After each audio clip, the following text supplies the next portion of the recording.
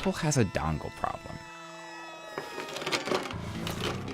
The MacBook Pro, MacBook Air, iPhone, and iPad use just 2 types of ports. Remember 30-pin? Now we have Lightning. Remember USB-A? That's gone too. And of course, there's the headphone jack. Unless you're using the Mac Mini or an iMac, if you want to connect something that isn't USB-C or Lightning, you're out of luck. Enter the dongle. In 2018, the best-selling Apple products at Best Buy were AirPods and the Lightning to 3.5mm dongle. Both of these products exist because Apple got rid of the headphone jack. Here's the problem with dongles. They'll never be as simple or as effortless as just having the port in the first place, and Apple's dongles can be really expensive. If you want to connect any of Apple's laptops to an HDMI monitor, you need to spend $50 on an adapter.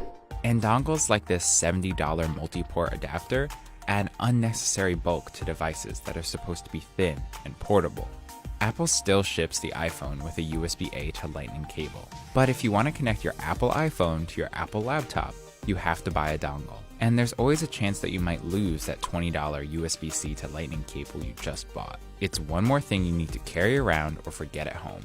If you're thinking that you can find cheaper dongles on Amazon, you're right. Apple's first-party dongles are notorious for being more expensive than third-party options. But not all adapters are created equal. Cheaper dongles might not work as well as premium options. And many people like the confidence of buying their accessories directly from Apple.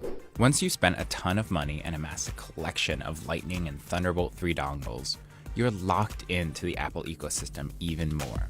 But why do we have this horrible dongle issue in the first place? In 2016, Apple released the iPhone 7 without a headphone jack. It only had the Lightning port. Most people weren't ready for this, so Apple bundled a dongle in the box. But with the iPhone XS and XR, they've stopped including that dongle. If you buy a brand new iPhone, you have to spend more money to be able to use your wired headphones. And if you do want to use wired headphones, you can't charge your phone and listen to music at the same time, unless of course, you buy a bulky dongle. And that costs $40, by the way. And yes, Bluetooth is always an option, but Bluetooth isn't perfect. Bluetooth headphones are usually more expensive compared to wired earbuds, and the pairing process can be frustrating if you're using your headphones with multiple devices. Unless you're willing to pay a premium for something like AirPods, Bluetooth just isn't as seamless as wired headphones. But it's not just Apple. Many companies have followed suit and gotten rid of the headphone jack or even USB-A ports on their laptops. But Apple made the switch very abruptly. They got rid of things like the SD card reader, which a lot of people still use for importing photos or videos. And yes, Thunderbolt 3 does have a huge bandwidth and tons of features, but a lot of devices still use other ports. Most monitors are HDMI, and devices like mice, card readers, and hard drives still use USB-A ports. Not every laptop owner needs all of these ports, but for each one you do need, you have to buy a dongle or an adapter. If you wanted to use your new MacBook for everything you did with your old one, you would need to spend $158 to get your ports back. And if you don't buy all the dongles, your old accessories are now obsolete. Apple has created an ecosystem where you have to pay more to add back in functionality. But there is a good side to all of these dongles. It's good to have the option to connect to older devices. Apple's DVI or FireWire dongles can be really useful if you need to connect to older displays or hard drives. But no one wants to spend more money on dongles after buying an expensive device.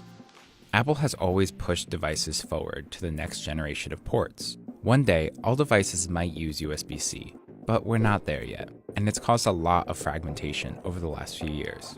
Apple needs to come up with a better option for users, like bundling multiple cables with a device. One day we'll be able to put our dongles in a drawer with all our other outdated cables, not wanting to throw them out just in case we need them someday.